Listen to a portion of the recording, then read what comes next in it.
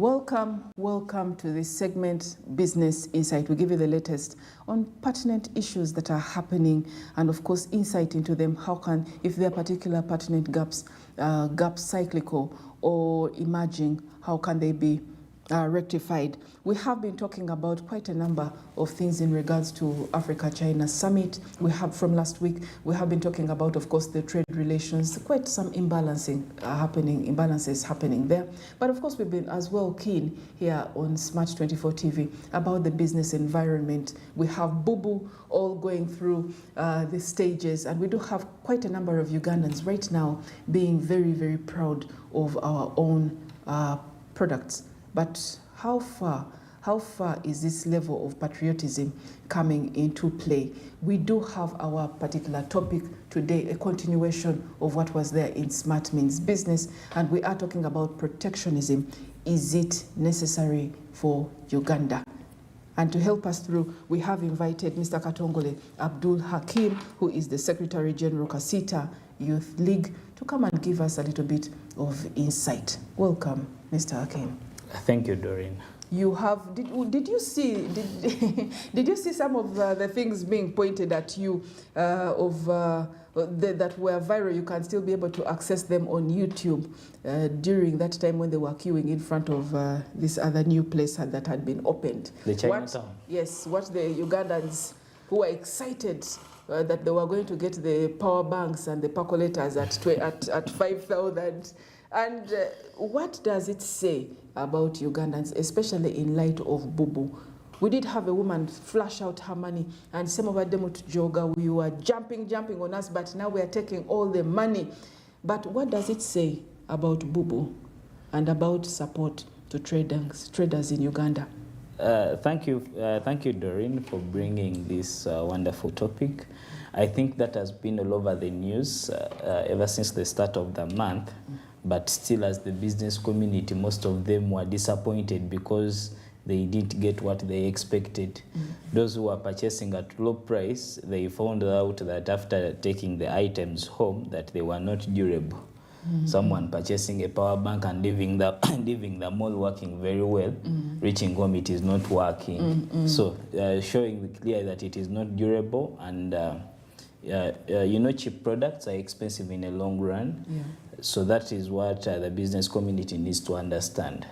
But when you relate that to the Buy Uganda, Build Uganda attitudes, when you relate that, you feel that there is a lot of gap from the policymakers, the implementers, and let me say even us to the consumers, because ideally you cannot you cannot go purchase something at a lower price.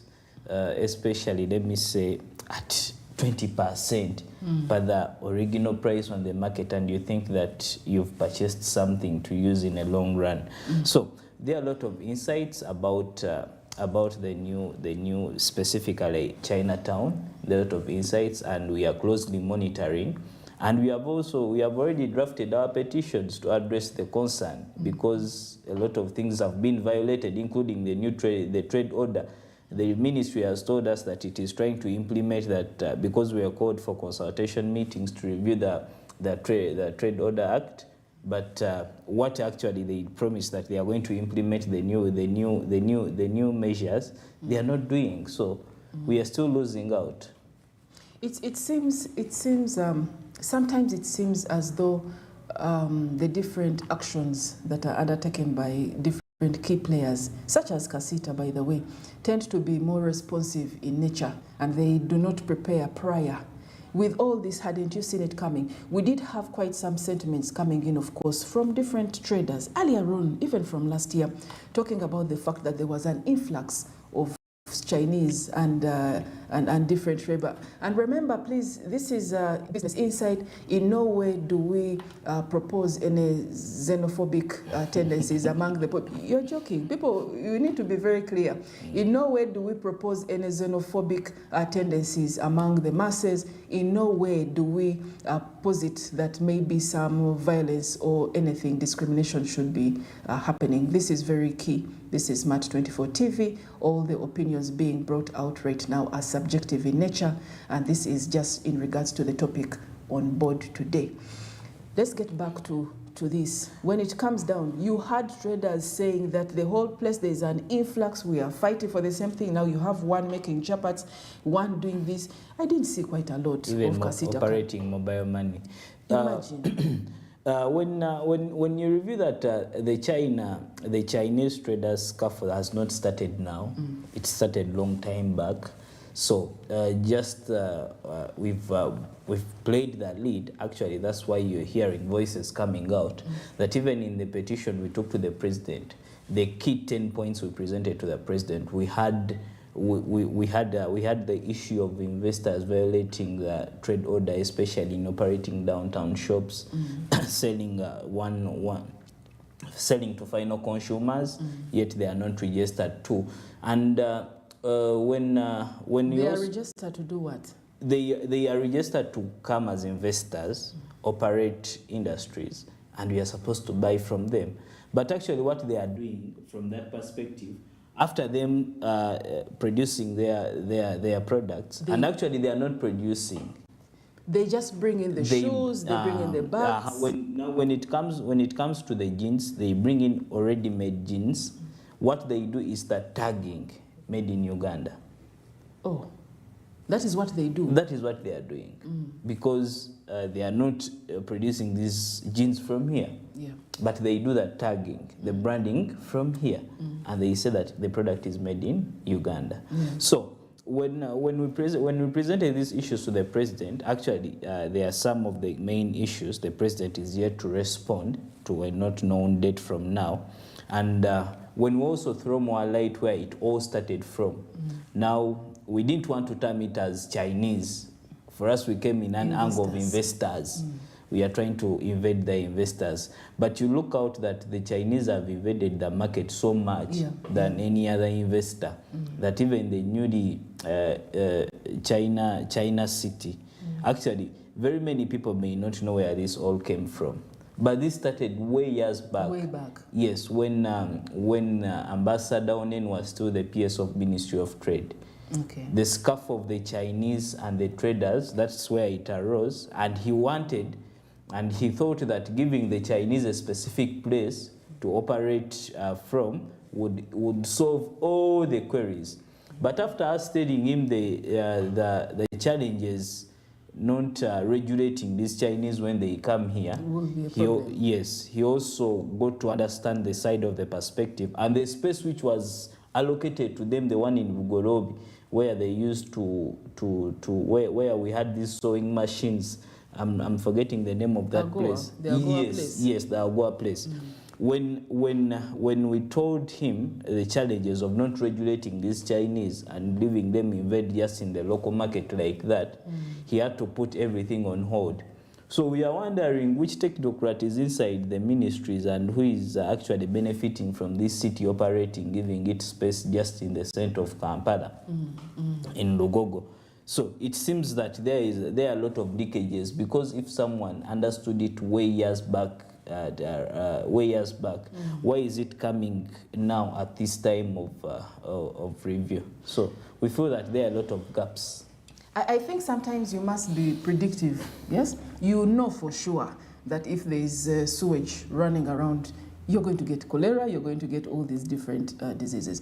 You know for sure that once you let them come in and run amok, you know definitely that the domestic market is going to shrink and shrink further.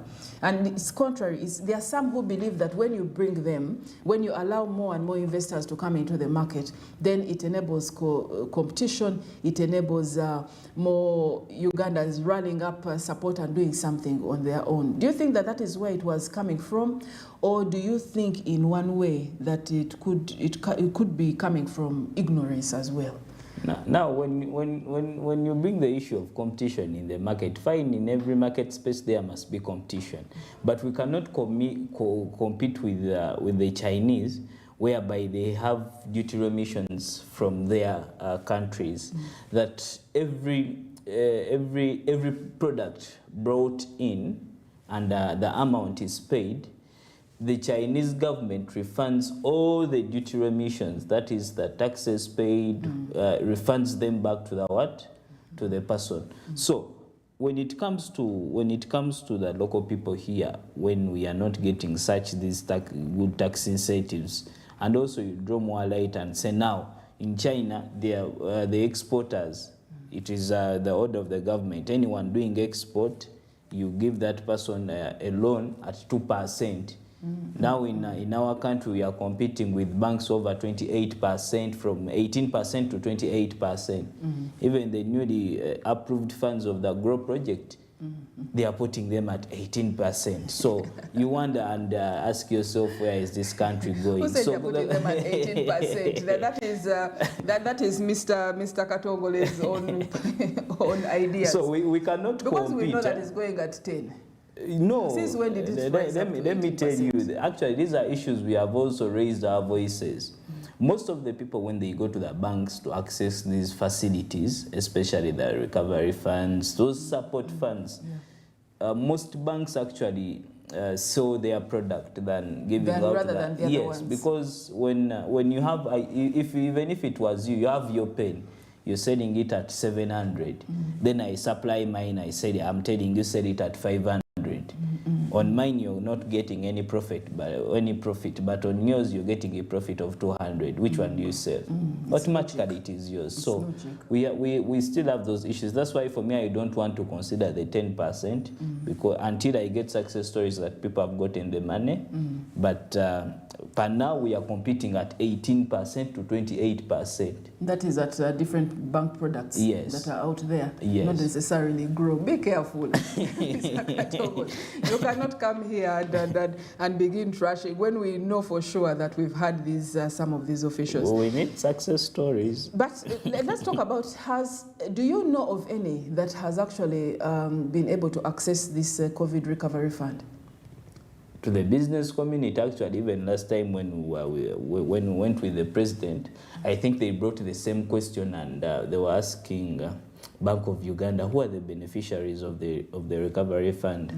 The idea it was 120 billion to be disbursed, but I think ending last year, the bank had disbursed only 8 billion. And the 8 billion, we didn't have clear beneficiaries from the business community. Actually, we didn't see anyone we knew. Did they attempt to go there and access these monies? This is what I've told you. People have attempted several times. We have recommended people to access these funds, but they are not accessing them. What are they saying the challenges are? The challenge is what I've told you. The bank has its own fund. And they sell them a different project. And a different product. Yes. So ideally, if you're getting more from this, where do you expect to go? So that means you will choose to sell your product, even if it was you. So banks are selling their own product. We've had instances in which you do have potential clients get out into banks, yes? And yes, you want to go there, for example, the GROW product, let's even just hint on it. And then they will, maybe the banker will tell you, oh, it is not ready. Yes, the monies have been disbursed, but we haven't yet gotten to a point. We're still organizing ourselves in-house.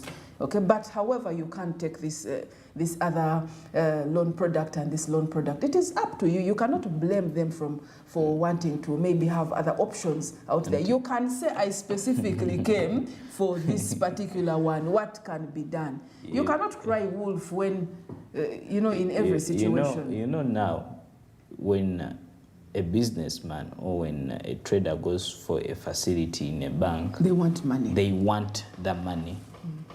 So most of them do not even know what they are signing. They don't read through. They don't read through.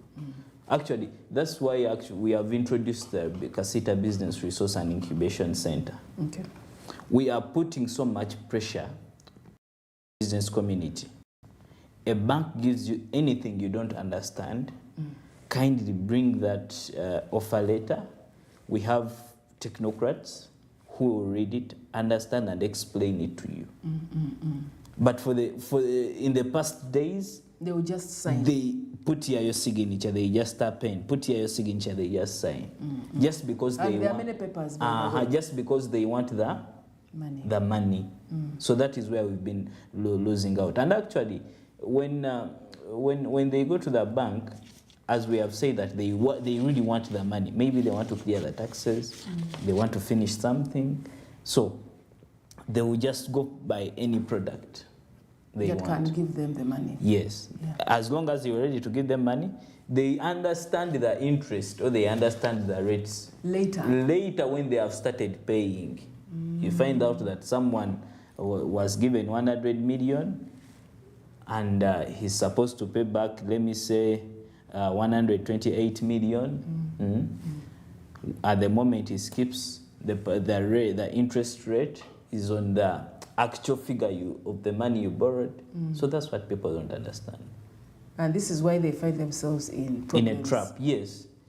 We have a lot of compiled cases coming in. But the bank is taking me. I took this package. You find out that when reading, even the interest rate was any time you default, the interest rate is on the actual sum you were given.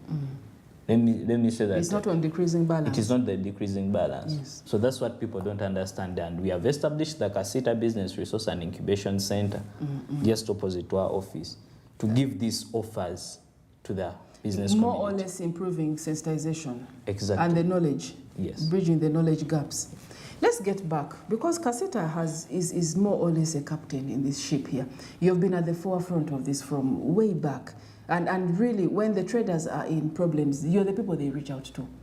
Papas, mama bears, they reach out to you. But however, it seems as if in one way or another, you know for sure what has been. You're even able to backtrack and say this happened during this person's season. This has happened during this time. Why is it that any particular curative or action is done only when there is a problem? That is when we get to see quite a lot of interest generated. We don't see the advocacy on a campaign basis, like really big. We don't see the sensitization basis, sensitization on a campaign basis, like rounding up, so that if at all it happens and this person is there signing, you can stand up and say, we told you so. We had camp A, camp B, camp C, camp D, not just one sporadic camp thrown there in a year. Why is it that it is more or less, and I repeat this, responsive in nature? You first wait for something to happen, then you come there. And yet you are a captain. Casita is a captain. Maybe, Doreen, to correct you, most of these things have happened, or most of these things happen when we are backtracking. On a daily basis, our Monday to Friday, as the Secretariat, we have a lot of ongoing engagements with different partners, government, MDAs, what. So you find out that we don't air our voices when something has happened. The good thing with the business community, we are not violent. But if we were, we would be able, because actually the people were saying, if Casita, if you're refusing us to take out these Chinese from the shops, let us do it ourselves. We told them no. Yeah. Let us not go back to the past. Let us handle everything at a pace. And people wanted to actually go shop to shop where we find the Chinese, to lock the shops down and tell them, no, go back where you're supposed to be. Yeah. But some of these people, they have licenses allowing them to operate the what? The shops. Then our question comes, where do these licenses come from? Don't you have the powers to pick up such data and present it to those ones who are supposed to investigate? We have picked up the data. We have given it to the concerned officers. We have given it to Ministry of Trade, our inline ministry. And this is what I told you, that they said they are going to implement or act, but the act has delayed. They delayed. They have delayed. All the concerns coming up, the China City, the what, the influx in shops, the invading of the local market, these are things we advocate for on a daily basis. Yeah. On a daily basis. Unless maybe the business community comes to us and they say, no, Now, for you, you've gone an extra mile to Barabie, you're very good, you've advocated, but it is time for us to go in the streets. But if it is not yet that, we are going to use the power of dialoguing to see how best we can solve these things amicably. Because you may invade in someone's shop and they sue you, and because they have the right procedures to operate. Definitely. So we need to start from up to the bottom. And we are doing this on a daily basis. Isn't it a little bit too slow? When you say, yes, the progress is slow, even as we see it that it is slow. But we are not enforcers of the policies. You are what? Actually, the policies, they just consult from us and we give our inputs. Yeah. But I think... But after us giving our inputs, the implementers are supposed to do their work. So the implementation side is slow. It's slow. I think what happens in matters of advocacy is basically the ability to pick up on some of these things, which you say are recurrent. You've been highlighting them, the implementers are slow. Can you advocate when they say, if you're not heard the first time you yell, can you scream a little bit louder? Can you rally support? And I think maybe sometimes this is what is missing. And the good things, we don't negate the fact that there's a lot of good stuff that Casita is doing. But sometimes even you will notice that sometimes when things go very badly off and things are now violent and all this, guess what? The good stuff that you're doing quietly down there on a daily basis, as you say, are not even known, they're not recognized by the traders out there because you're not increasing the volume of your voice, of a collective voice. We would wish that instead of a sporadic coming out advocacy once in a while, you should be able to highlight what you are doing, push for it aggressively, so that at least these things can come down. Is that a possibility or it's impossible? It is a possibility, but also you need to ask from the other side. Because one time, actually from last year, we were advising the Commissioner General that, you know what, first put IFRIS on hold in these small shops and do a good background study. So after long days, long months of negotiations from last year, until it came to March, people were fed up, the enforcement was hard, and we had reached a consensus, but he had failed to put it in writing. So that called for a clause of the sit-down countrywide business closure. So the more you prolong issues, or the more issues are not addressed, the more it gets out of hand. The more it gets out of hand, and the more the cooking comes out.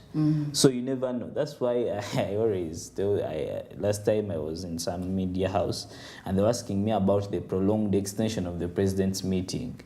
Then I just said, the more you keep people waiting, you never know what they are cooking.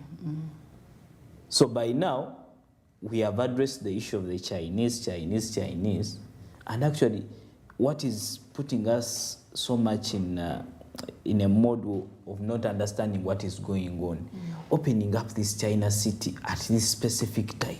Post-pandemic, they are still struggling. Ugandan businesses are still struggling. Because if you open it now, even where you're sending us, because the president is sending us away from importation to go to value addition, even the small factories you're telling us to create, they are going to lose out. How? That new city, 80% of the products there, they're imported. They are imported. They are not coming from domestic industries. Even the smallest thing we would think that it would benefit us, okay, let them support our bread. But even bread is not there. But you're sending us to value addition. So I think that we shall lose out as a country, and very many people are going to lose out of business. Let's just give you just a hint before we take a break. In July 2024, China exported $86.4 million and imported $7.36 million from Uganda, resulting in a positive trade balance of $79 million. Between July 2023 and July 2024, the exports of China have decreased by negative $11 million from 97 to $68 million, while imports increased by 1.34 million, that is 22.3%, from $6 million to $7 million. Let's take a short break. We'll be back, and this guest of ours will give us a hint on how things are happening there in regards to imports and exports. Let's take a short break.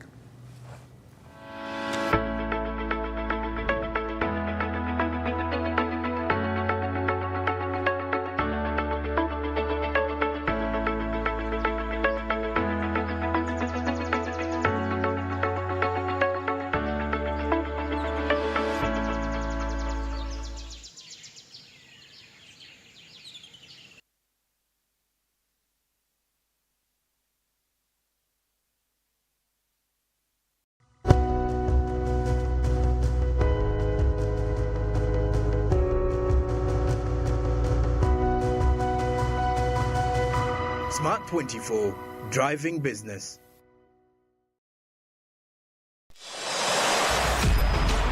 75 days since the last day of last season. We are ready to do it all again.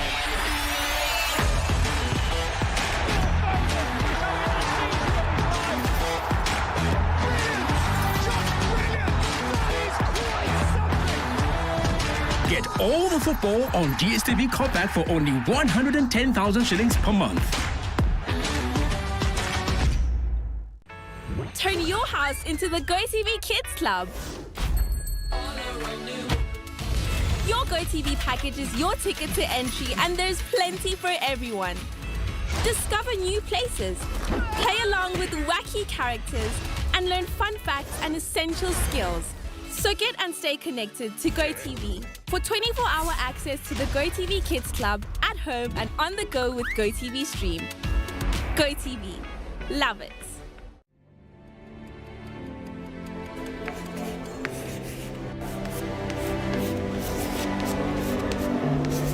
This is Jordan. When it comes to classwork, Jordan is magic. Jordan shines. Jordan makes his peers better. Jordan is a true leader. White Star Magic family, be a leader, be magic.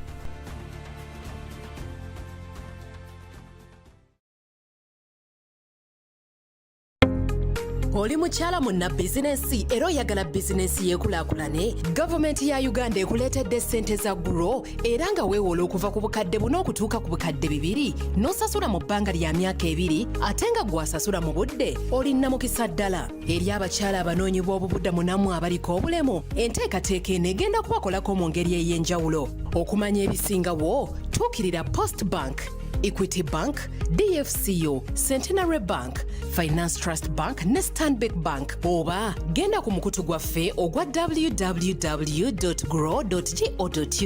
oba okujja ku ofiisi za PSFU ku Kyaddondo Road e Nakasero ku kizimbe kya Trust Tower omwaliiro ogusooka, oba okuweereza obubaka bwa WhatsApp ku nooti 762 3 nooti 4961. Omukisa guno gw'abakyala bonna okwetooloola eggwanga era ng'enteekateeka ya Grow evujjirirwa banka y'ensi yonna n'eteekebwa mu nkola Ministry y'ekikula ky'abantu ne Private Sector Foundation Uganda. Grow, generating growth opportunities and productivity for women enterprises.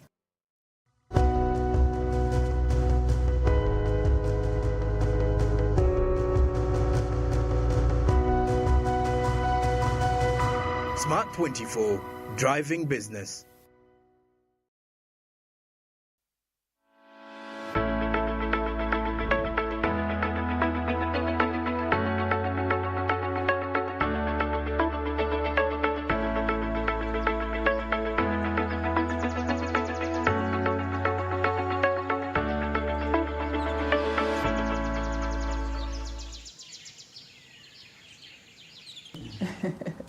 Welcome back from the break, and indeed we still have discussion, this particular discussion going on. Protectionism, is it necessary for Uganda? Is it necessary for Uganda? What are the effects on the traders? What are the key players in this saying. And to help us through on this segment here, Business Insight, we've got Katongole, Mr. Katongole Abdul Hakim, who is the Secretary General Kasita Youth League. You were saying something vital off air, and we would want, of course, these are pertinent things that really, really matter to now. You're giving actually different sentiments on how things work. Just before we went for the break, we did mention quite a lot. In July 2024, China exported $86.4 million dollars and imported goods worth $7.36 million dollars from Uganda. That we're not even halfway. We're not even quarter. we're not even anywhere quarter over quarter, and everyone knows of this trade imbalance. Now, for them to take on a step and have this sort of thing happen, what do you think is the problem? Do you think there are some people who are benefiting more from such arrangements? Let's say it as it is, candidly. Do you think, because clearly there are sometimes when something happens, you see a certain situation and you say, first wait, there is something I smell here. This situation is very smelly. How does this happen right now, post-pandemic? Businesses are still struggling. The traders themselves are telling you they're struggling to open. They don't even have enough money left over. Some have even moved away. You know that. Some have moved away from the urban centers and gone to the suburbs. We say this candidly. The same way COVID, there are very many people who gained from COVID. And someone was eating in COVID, and actually they say if COVID can come back again, because all their source of wealth came from there. So in all these projects happening, there are a lot of people behind them, people at the back monitoring them and getting remunerations from these from these projects. So on the forefront, you may see different people, but behind back, there are a lot of people gaining from this project. Yeah. Is it in such a way, because we know for sure that the same system is down in Kenya? What is different in Kenya that is not here in Uganda? That's in that meeting where we were with that former PS. I was not there, but by records and archives, I happened to read about what transpired.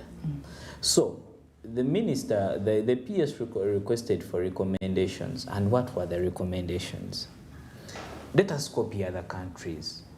These systems, China City is not only here, but we have it in different countries in Africa. But what are they doing? They have regulated them and they have put them in gazetted places way outside town. And the task is, you're not supposed to sell on retail basis. That is one. Secondly, when you're selling your products, this is the quantity. If they are the genes from this quantity to this quantity, from this quantity going upwards, that's what you're supposed to sell. If they are the TV screens, it is from this quantity to this quantity. Actually, we have someone doing that here in Uganda. A Chinese national? No, not a Chinese national. But one investor I'm not going to disclose. He started importing in shoes, but he sells specifically to two clients. Because he came and requested for a survey. Where can I sell these shoes? We took him. The best market is Container Village. That's where the shoes are sold. The used shoes. So he asked. He got two people. He sells to the shoes. These two people sell to the rest of the... So that person has not violated. Because for these two people, he sells in quantities. Then these other people can sell 1, 1, 2, 2, you understand? So that there we are protected. But now, someone coming from Nakaseke to come and buy a 1 power bank from Chinatown. What about the person selling the power banks in Nakaseke? Is there still business? No. So, they have gone to a modernized technology of selling their products. Because that's the previous, they have been doing door to door. They put in the vehicle, they go moving. I think you've seen these people even selling saucepans. Yes, yes. So now they have gone to an extra mile of adding technology that we can sell through a one market space. They are soon calling it a one-stop center for everything. So they sell there. So for us, we recommend them that it should be put in a gazetted place and guidelines set, telling them that you're supposed to sell from this quantity going upwards. We need to regulate these people because leaving them invading the market is detrimental. We are losing out. And actually, I was giving an example a few days back that we shall relate this to printing. When you're printing 10,000 copies, the price is lower. The price is lower than when you're printing 1,000 copies. 1,000, the price is high. It's higher. 10,000 is the price is lower. So this is what we need to do. Let them sell in quantities. Then in gazetted places. In gazetted places. Yes. Way away from town. Mbale Industrial Park. Let them go to the industrial park. Very good.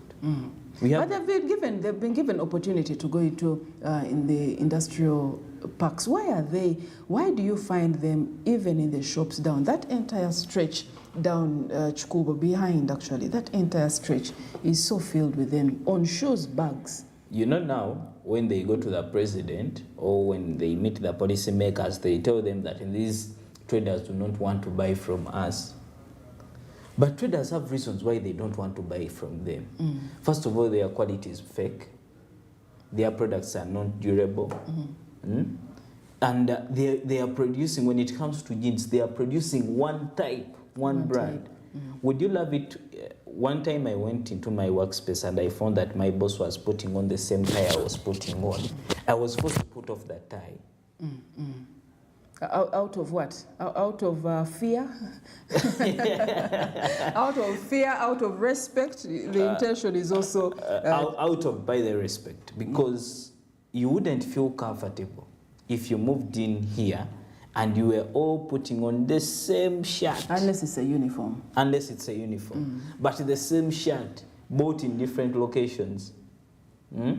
But you see, it's an irony. It's ironical, really. You say that they have that sort of thing cheap and the shoes and the latest Niginas and all those. But these are the same that are outside, littered on the streets, and Ugandans are buying the very same poor quality.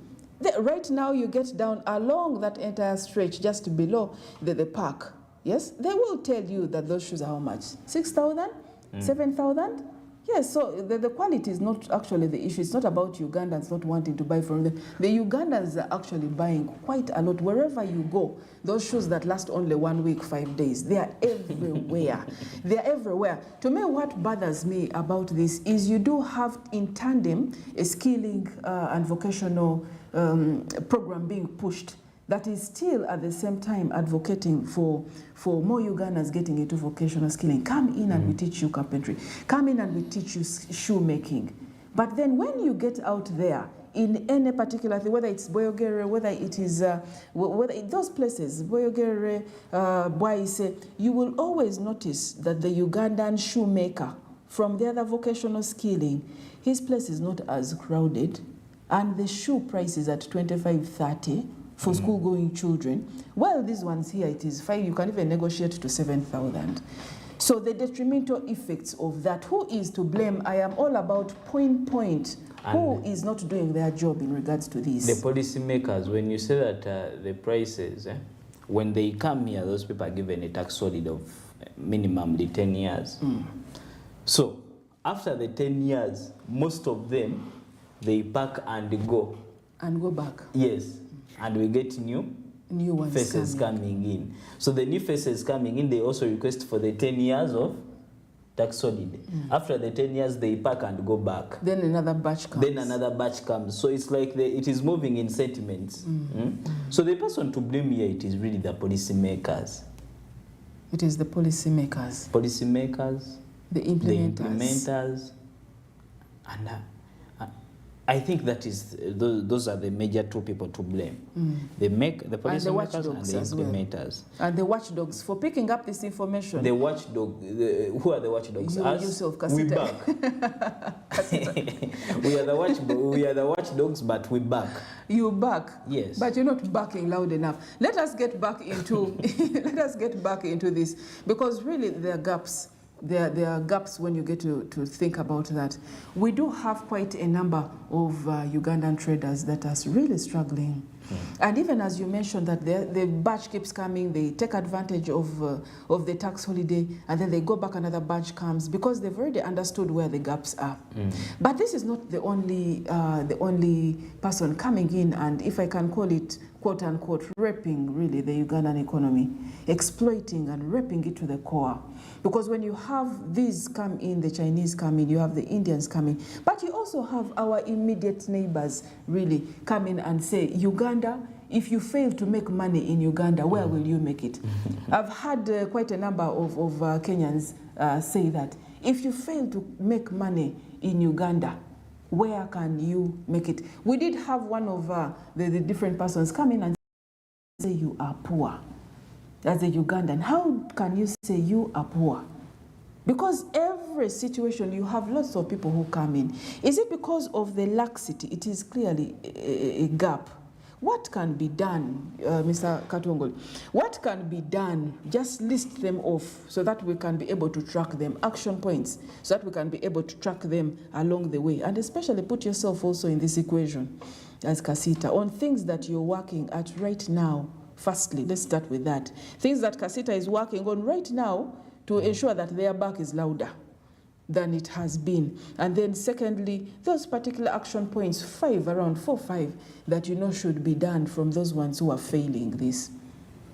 First of all, as Kasita Business Support Association, we are working so much in advocacy of different policies, and also we are putting on the forefront the issues affecting the business community, as well as dialoguing with the concerned authorities, because that is very key. So I feel that as an association, we've done our best to see that we have a good business environment, but we are delayed or we are challenged by the implementers and policymakers, that even some of the input we give in is not considered in the final drafts presented. Some is phased out just because maybe they want to achieve the, different goals. But when we throw a gauge further, we feel that the business community is no longer thriving. You'll find out that on a daily basis, there is someone who goes out of business. And they are out of business just because of the policies brought on board, which need to be signaled out. Yeah. And we hope that the dialoguing will bring in a lot of fruits. However much, we are not sure when the fruits will come. We don't know if we planted coffee that it will take almost 2 years to come out. But by the time it will come out, we feel that the business community will be down. Will have been suffocated. Yes. And then to the implementers, I feel that we need a reshuffle in most of the different government agencies, because they are losing out the pace. And actually, for us, we are happy that our inline ministry was streamlined. Yes, it's starting to streamline with the new minister. I don't think he's still new, but for us, we still call him new.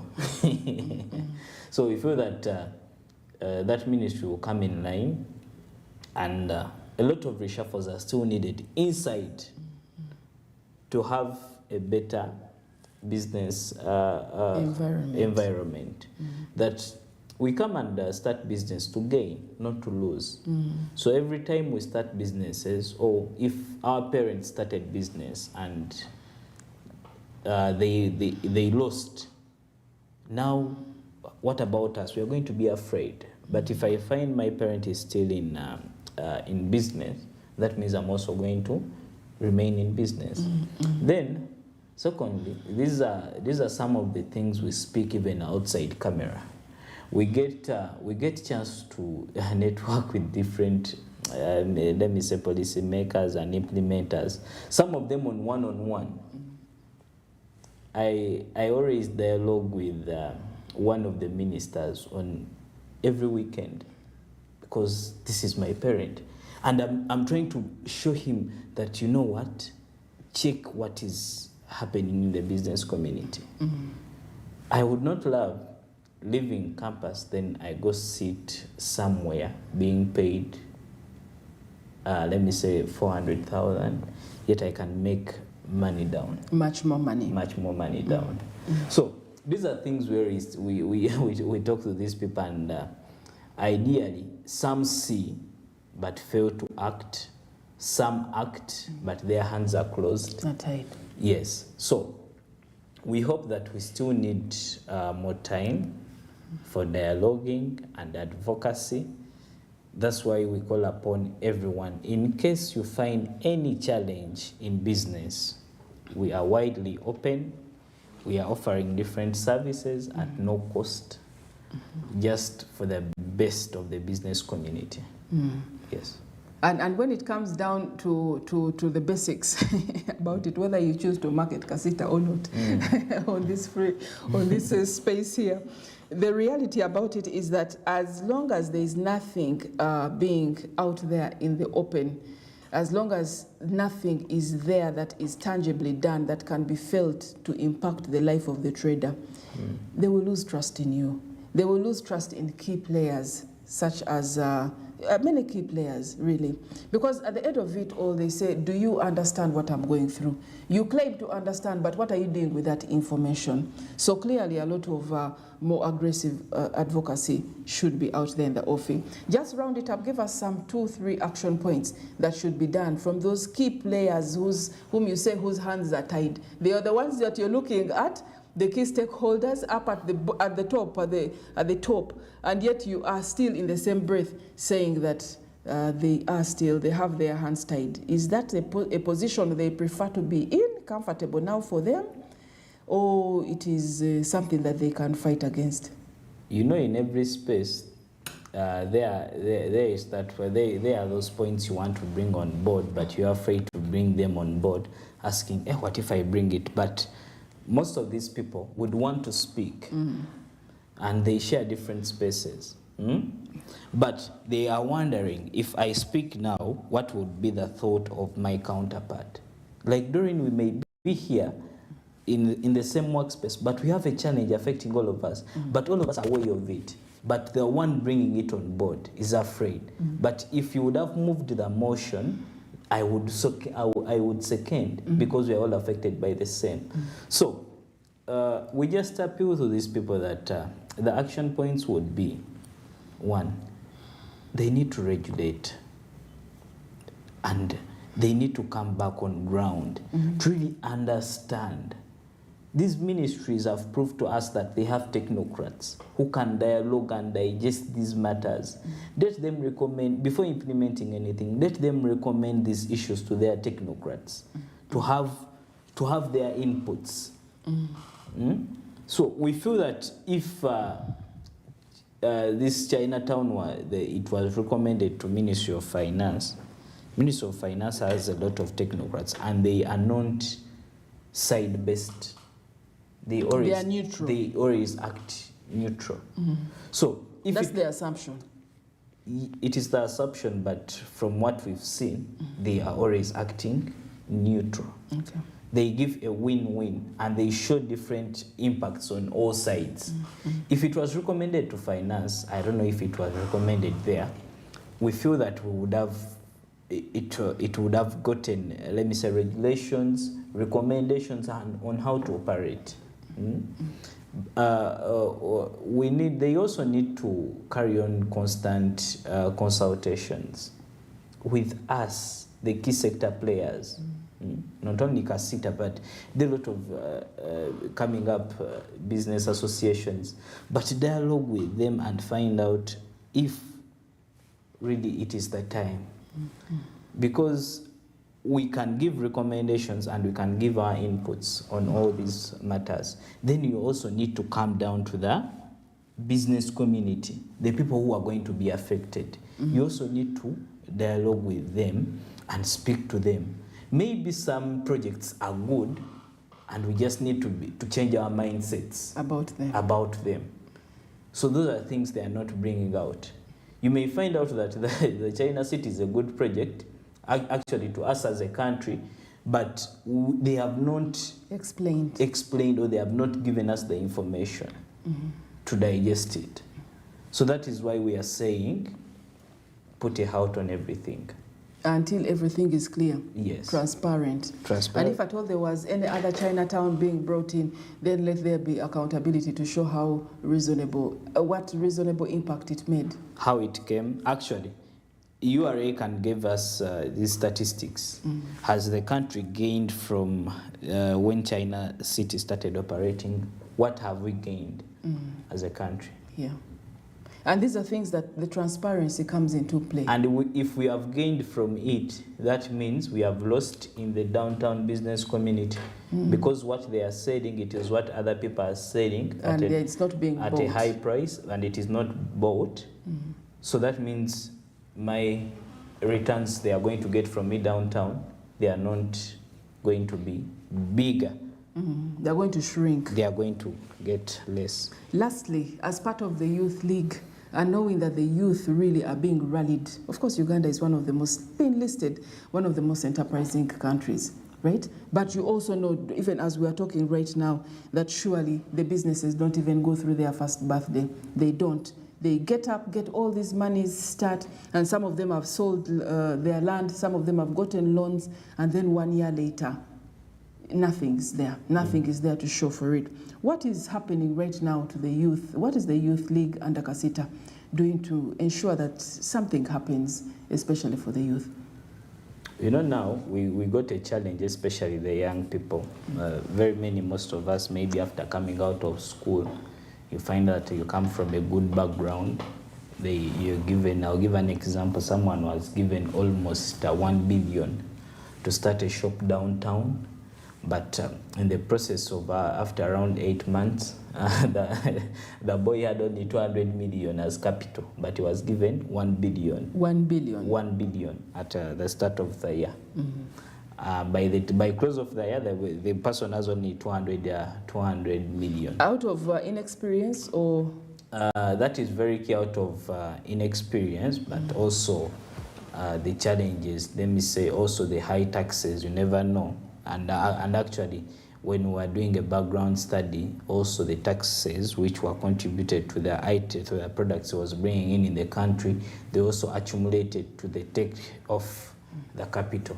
So you feel that we, as the young people, we still have a lot of challenges, especially in starting business, because we've come from school with a school mind and an education mind. The theory, but we don't have the practical, unlike our parents who started way back when they were in the teens and they started practically.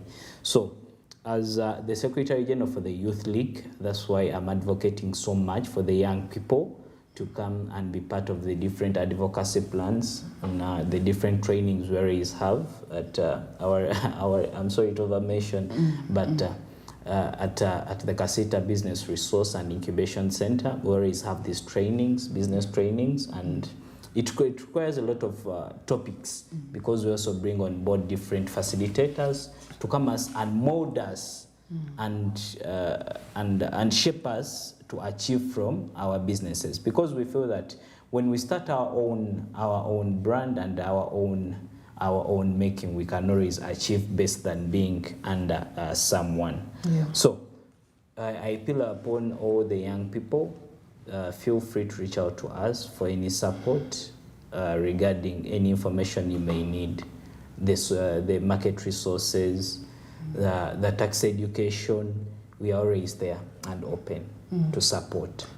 And that is how this has gone. Thank you so much, Mr. Katongole, for joining us. Katongole comes in. Katongole Abdul Hakim is the Secretary General, Kasita Youth League, and he comes in right now to give us just a hint and some insight as well into what is happening down there, but also what are they doing coming in as a key player, Kasita being one of the captains at the helm, really pushing this ship ahead. We would want more proactive action, more aggressiveness coming in, some aggressiveness coming in. We have been talking about protectionism. Is it necessary for Uganda or it is not? Please let us know. Get onto our social media pages. You can find us on X, Facebook, as well as YouTube. Let us know what you think about some of these issues that we are having. Have you been impacted in any way, negatively, positively? What would you think about it? As potential shoppers that are going all over the place to some of these quote-unquote investors, please let us know as well. What is it that you're looking for there, apart from the lower prices? Because clearly some of the quality is in contention. Please let us know what you think. I've been Kemcha Doreen. Until tomorrow, same place, same time. Remember, we are here on Business Insight from 9 to 10 every Monday to Friday. Until tomorrow, have a nice day and bye-bye.